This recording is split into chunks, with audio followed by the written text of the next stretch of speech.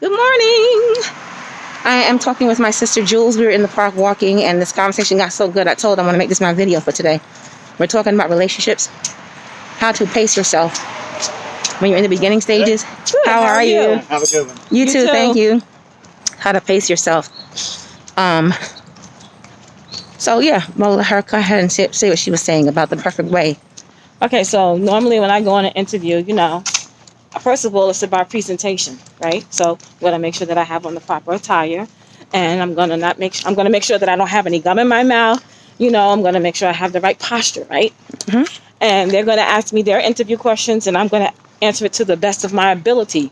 But on top of that, I'm also gonna interview them. Why? Because I may not want to work for your company. List. Okay, and I need to know if you are the person that's going to be in charge of my department or not. And if it's not you, who is it? And can I meet them and have an interview with them as well? Because it's not just about you saying yes, you got the job. I may decline and say I don't want the offer. Understand that piece, okay? And it's the same thing in relationships. You have to gauge yourself. There are boundaries that are established and that you must follow. So if someone says to you, they want to take it slow, you have to get a understanding of what slow means to them. So it's not just about communicating what you want, but understanding from their point of view what that looks like to them. Okay, so slow to me may mean we just gonna have a few conversations on the phone, for the first couple of weeks to see if there's even anything there. Every day? No, no.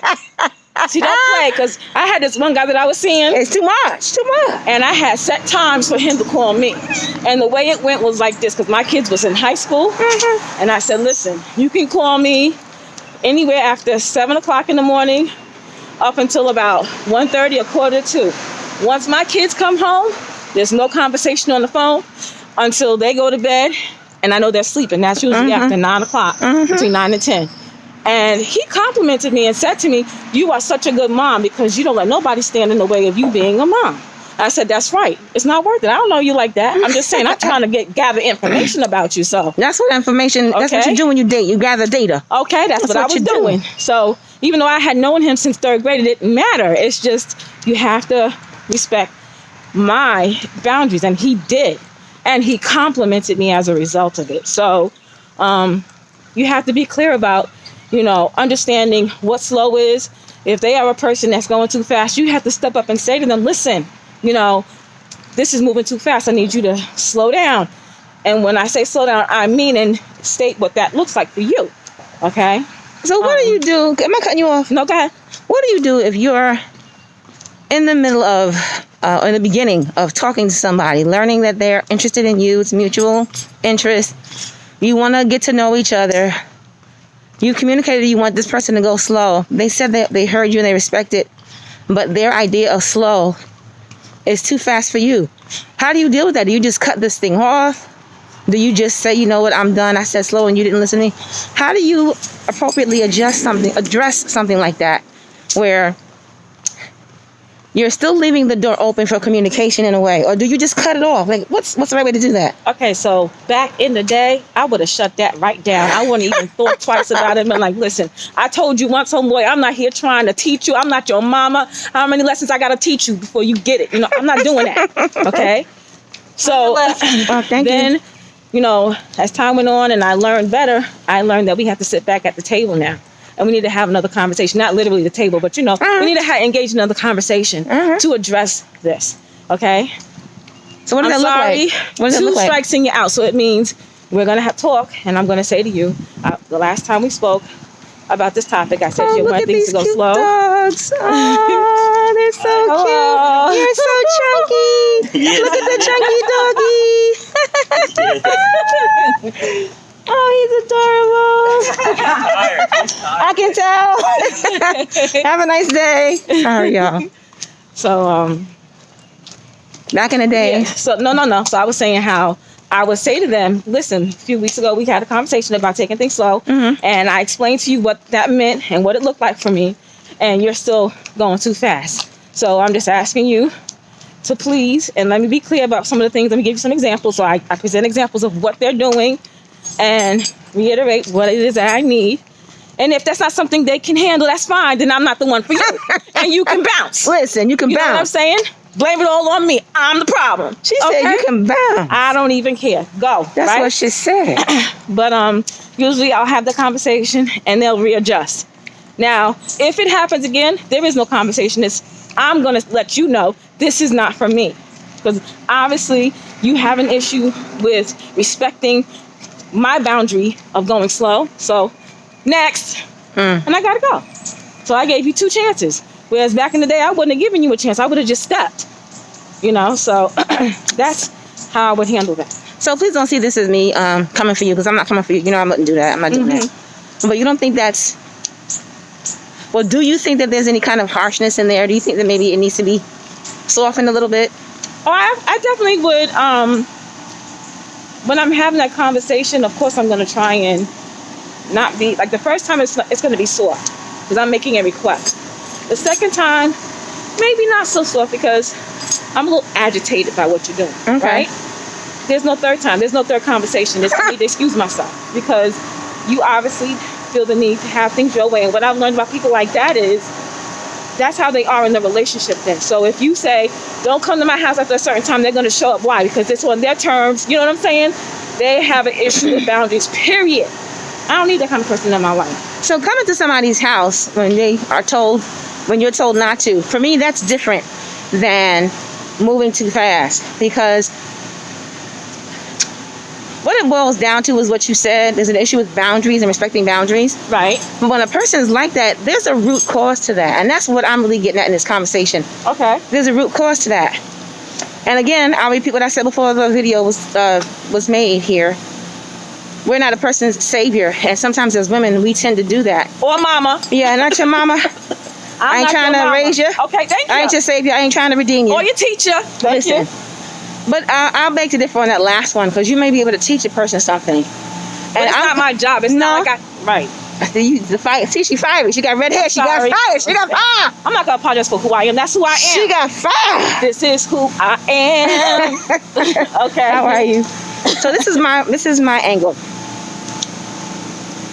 I had one particular person that I had connectivity with in New York.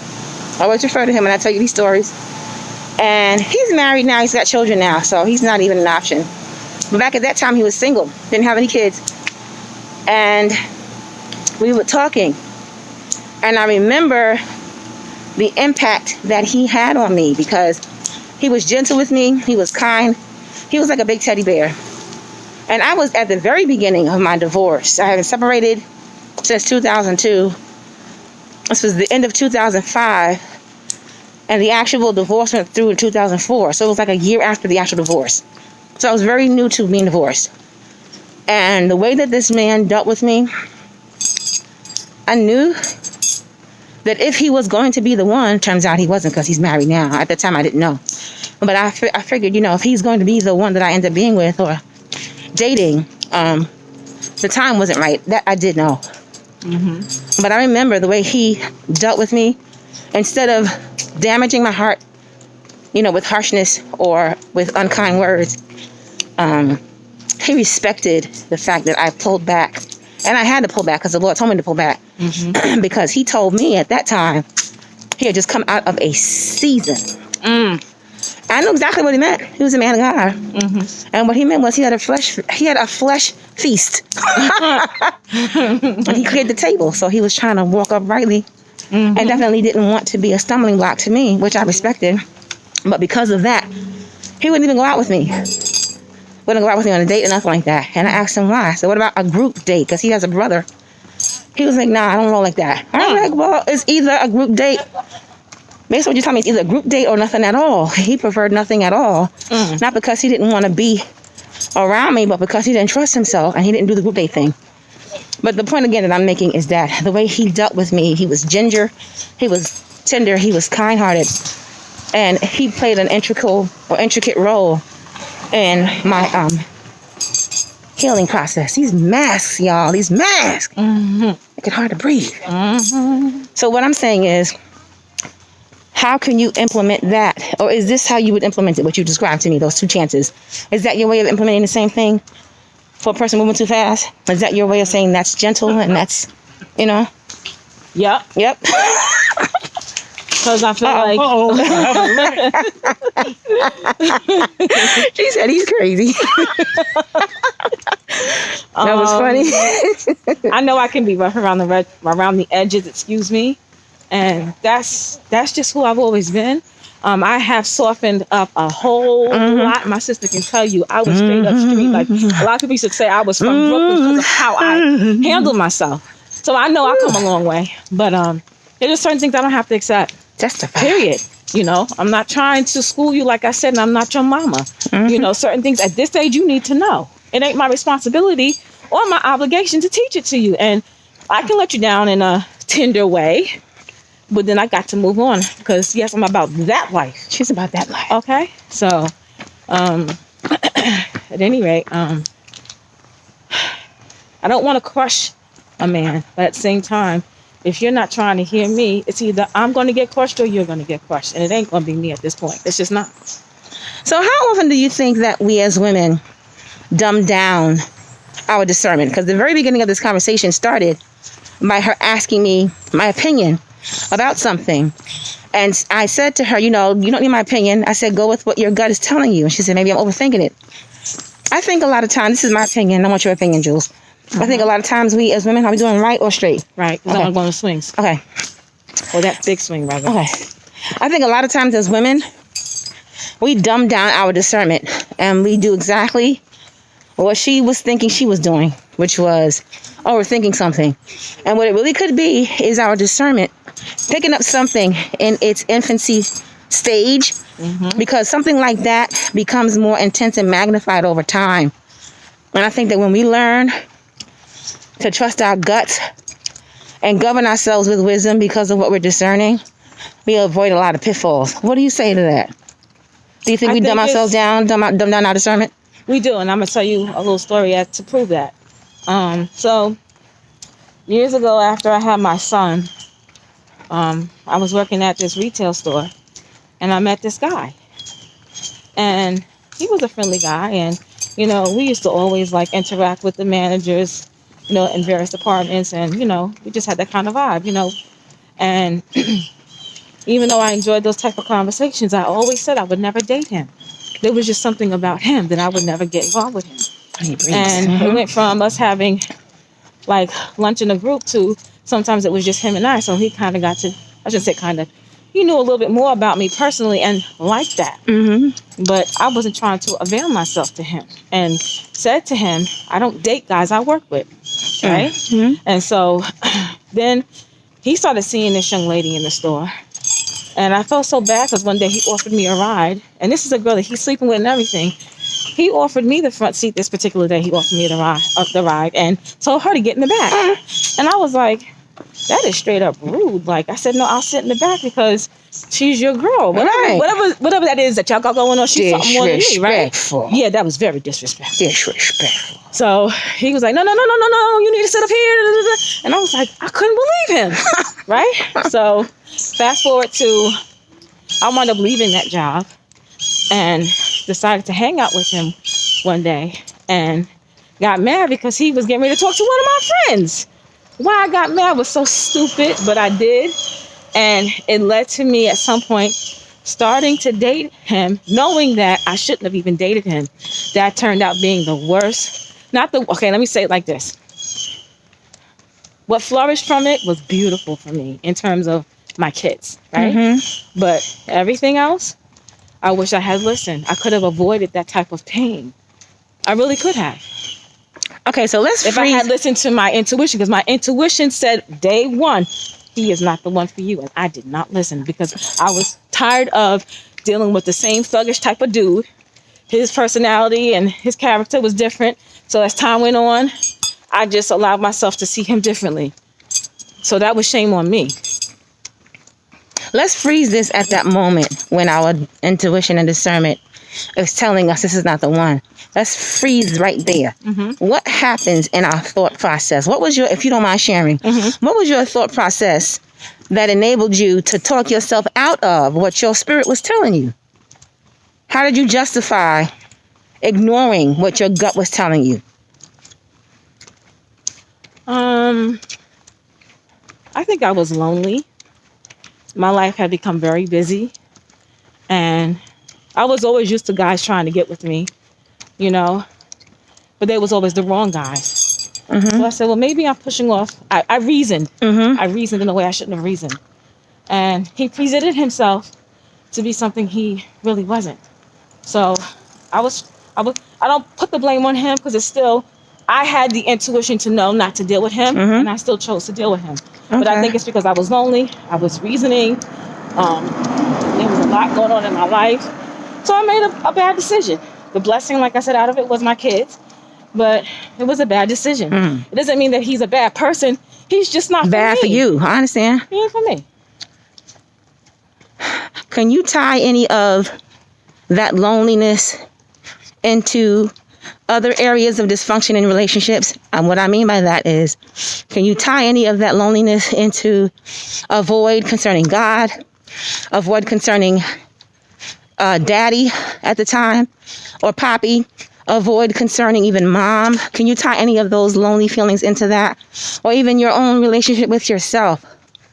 Child, I had a relationship with myself because I was that chick that would go to the movies by myself. And I didn't care if the guy I was dating questioned it and felt insecure behind it. That's your problem, not mine. Because that's what I do. You want to go on the camera? No. She don't want to go on the camera, y'all. That's why. So that's your problem, right? But she said no right quick. But so it wasn't that. Before you move on. Yeah. Because you can be comfortable enough to go to the movie theater with yourself, by yourself, but still not be comfortable when it comes to self-inventory and doing the work to heal pain. When you have those alone moments, you know what I mean? And I believe that I did do it because I was wanting better. I was looking at guys differently. I was looking at how I interacted with those guys differently. My life, I wanted to get better, and I knew it wouldn't get better if I continued on the way I had been continuing on. So I was changing, even the job that I held. I said, that's not going to pay the bills. I got to leave that job, which was retail. When I started working in an office. So making so much more money. So it wasn't that. I just think that I never healed from, and I thought I had at the time, the brokenness I had experienced with my son's dad. Okay. He really hurt me. And I pushed those feelings down. Okay. And the reason why I can say that, because a lot of that stuff resurfaced when my son was killed, you know, and we all reconnected as a result of that, you know, death. So that's when everything, all the stuff hit the fan. It really did. So that's really where that all stemmed from. I was not healed and whole from that hurt. I mean, when I say he did me dirty.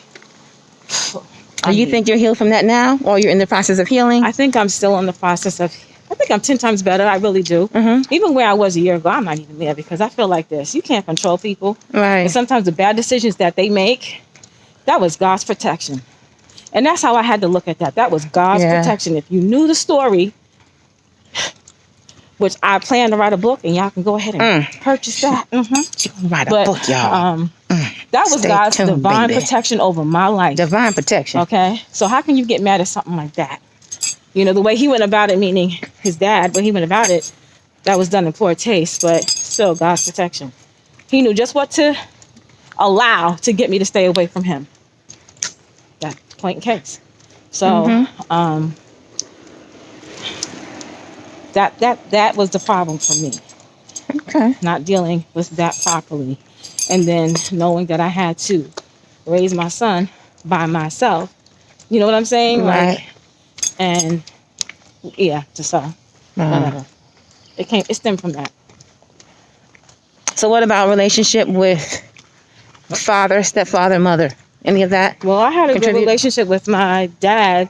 I mean, there were things that I was lacking growing up, but I had uncles that stepped up to the plate. You know what I'm saying? So that's my niece. That's my niece. Right. So they wasn't playing either. We heard that all the time. What? Don't mess with my niece. That's my niece. So that was never the issue. And, I really just think it stemmed from that. That was my first real hurtful situation that turned into a lifelong situation because I had to raise my son and I had to still interact with his family. And not that I hated interacting with them, but it was a reminder of the pain I wasn't dealing with. Okay. So that's really where that stemmed from. And I'm now at a place in my life where I'm clear about it.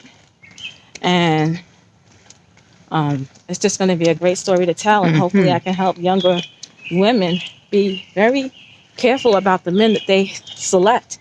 Be very careful. Okay? So it takes a special kind of woman to encounter a man who's functioning on a level and successful on a level, but simultaneously experiencing levels of brokenness that don't show up right away, but over time they manifest, and then you see them increasingly until the point where it interferes in the relationship and prevents the proper level of communication. I was listening to this man. He's a Christian comedian. Never heard of him before. But today I was playing one of his videos this morning. And he was talking about his own brokenness, his own struggle with negativity and pessimism. And, his father was very harsh when he was growing up. So he was harsh with his wife over time. And he didn't like confrontation because of how he saw confrontation get dealt with when he was a kid. So he avoided it at all costs. He gave this example of a time when him and his wife were having some kind of argument. And he said the argument ceased when he literally stood up on either a stool or a chair and was standing over her, on top of her, and was yelling at her. Wow. He yelled at her so hard until she dropped to her knees and began to weep. And I'm like, the kind of brokenness that must have been inside that man at that time to think that he had to deal with her like that. Right. He expressed his own experience and struggle with having been a user of drugs and drinking alcohol and all that. And God delivered him, thank God. But just that right there, a lot of times we have bad relationships with people who do things to hurt us. Yeah. But it comes from a place. Why would you damage somebody's heart like that? Like, I'm not throwing shade, I'm just saying. The fact that he could yell at her like that, or the fact that, as you say, your deceased son's dad would mishandle and mistreat you like that. There was something very broken in him that even allowed him to think that it was okay to even live like that. Because, we may be foolish in some of our choices, but we're not dumb. We don't lack the ability to discern. You can discern when you're dealing with a good man or a good woman. You can tell. And if you have somebody who's good and you jack it up, there's something fundamentally wrong. Careful, Jen. In your own perception of yourself. The fact that you think, first of all, that somebody's going to even tolerate that and has to deal with that, that's a whole nother conversation. But tolerating something like that says one of two things. Either you lack self-love, or God has graced you with the ability to stand under the pressure of that kind of attack. Right. And love the person unconditionally. And that's how Christ's love is demonstrated. I don't have that anointing to that degree. I had it for a season. I tried to walk in it as long as I could. Right. And when I couldn't take no more, I was just like, listen, the Bible gives me an out. I'm taking it. Bye-bye. That was what I did. While I was there, I did my best to be a good Christian. I don't know how else to say that. But I had to realize my faithfulness to the brokenness wasn't changing him. And I know it never could change him. Okay, speak on it. He was not willing at that time to work on that part of himself. He basically saw it as, I don't want to be unfair and speak for him, but I'm going to tell you how I interpreted his actions. Okay. I interpreted his actions as meaning, as long as I would take it, he would keep dishing it out. Right. And he was playing that game of Russian roulette with my heart. And I took it for as long as I could. And I'm not talking 2 or 3 months. I'm not talking even 2 or 3 years. Right. But when I had enough, because I made the announcement, we were talking about this the other day. I'm getting close to the edge. Yep. I kept saying that. He didn't listen to me. I said, I'm very close to the edge. I'm getting closer. He said, listen to me. I said, I'm on the edge. He wouldn't listen to me. I kept saying it. He wouldn't listen. I came home one day from nail school, made him an announcement, and told him, this is it. Mm-hmm. I've crossed the Rubicon. I made the announcement and told him, you got to get out. Your story's not the same as mine, because while you had a very healthy relationship with Dad for the most part when he was alive, mine wasn't that way. I need some air, child. This is just this mask. Over time, we became closer, and our relationship healed. Right. But I didn't always have a good relationship with Daddy. I wasn't disrespectful to him. Right. I wasn't even what I would call actively angry. It was more like there was an undercurrent. There was an underlying hurt, pain, distrust because of the lack of connectivity, and I had to work through it. But I dare say that has everything to do with why I even chose to accept the kind of connection that I had. Yeah, so we can wrap this video up unless there's something else you want to share. I'm trying to think. I guess the bottom line really is just pay attention to your intuition, and don't try to push it down or shove it away or explain it away. But investigate it and find out, why is it even coming up? Get in your word, pray about it, and ask God to reveal it to you. Some may say, oh, that's a little too deep. Whatever. I'm at an age where, no, it ain't. I done been through enough. And I can tell you one thing. I ain't going through none of that stuff again. Listen. Understand, I've been delivered and set free. Been through the storm and the rain. Listen. Okay? So that's my advice moving forward. And be blessed. Be blessed. In Jesus' name. Amen. You sound like Pastor. Okay. You be blessed with it, all right? Okay. Make it do what it do, boo. Make it do what it do, boo. Oh. Yeah, but real talk, we have to pay attention to the inside. Pay attention to your spirit. Spend enough time with yourself that you get to know yourself. You know what level of peace you have. And if you're working on something, I'll say it this way, we're all working on something. But if you're working on that inner peace and just, keeping your spirit still and quiet and really just trusting God and being at rest, keep working on it. But pay attention. Pay attention to how your heart rate is, your breathing is. Pay attention to your thoughts while you're alone, while you're peaceful, while you're quiet, while there's no stress. And then pay attention to all of those things when other people come around you. When they say certain things to you, pay attention and address those things accordingly. What I mean by that is, I know what you mean. If you find yourself being agitated when certain people come around, it's for a reason. Listen, why would you want that? Look at this old dog. He's like, I'm going to get to him. It's the last thing I do. Well, you know what you always say about that stuff. Follow peace. You always say that. Follow peace. You are just determined, aren't you? Look how tiny. So cute. Have a nice day. Yeah, you got to follow peace. Because if your peace leaves, honey, listen, it's for a reason. I enjoy my own company. I enjoy going to the movies. I know I can't do it right now with COVID-19, this pandemic that's taking place. Right. I enjoy my own company. I enjoy taking a walk by myself. Yep. I enjoy hanging out with me. And when I was able to do it, going to the mall and just walking around. It's always fun to have company. It's always fun to be around people who they're like-minded. You can make each other laugh and just have a good time. It's always a good time to do that. But I am able to do it by myself. And I'm going to say this. I love peace. I'm going to have peace. And when people disrupt the peace, you got to go. Yep. Listen, it took me too long to get to the place where I would allow myself to be emotionally honest enough to even admit consistently how certain people made me feel, Right. how they mishandled me, how it impacted me, the negative impact it had on me, the fact that it wasn't healthy for me. Why? People pleasing, not wanting their disapproval, Right. not wanting them to be angry with me. God has had to deliver me from some things. And I'm not saying I'm perfect, but what I am saying is, like Julia said before about herself, it's about me. I'm 10 times better.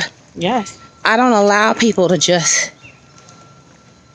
do what they want and just have their way with me. That's not happening. Right. And it's one thing when somebody's doing something and they're blind to it because they're just so jaded and so damaged. My mother says this all the time: let the Lord lead you. Let the Lord lead you. Yeah. You know, maybe God graced you to help them on their journey. Maybe God graced you to say something to encourage them or help them out. Obey God. But remember this: even with obeying God, you're nobody's punching bag. Yep. You're nobody's punching bag. And one more thing. Mm-hmm. People come in your life for a reason, a season, or a lifetime. Know the difference. Know the difference? Drop the mic. She dropped the mic. And with that mic being dropped, I'm going to end this video. So y'all have a good day. Happy Saturday. Today's June 20th, 2020. It is now 12:37. I'm about to upload this video. We're about to go over here on the swing and sit down and have some chit-chat. So y'all have a good day. How are you? Y'all have a good day. And I hope that you come back and visit me sometime. If you like this video, please like it and subscribe. Tell your mom, tell your And pop. hit the notification button. Yeah, hit notification button. It's on the top right of on the the film. top right of the page there. Yes. So y'all have a good day, and we will do this again. All right? This was nice. We got to do this again, chica. Okay. Yes. Ta-ta. Bye-bye. Bye-bye.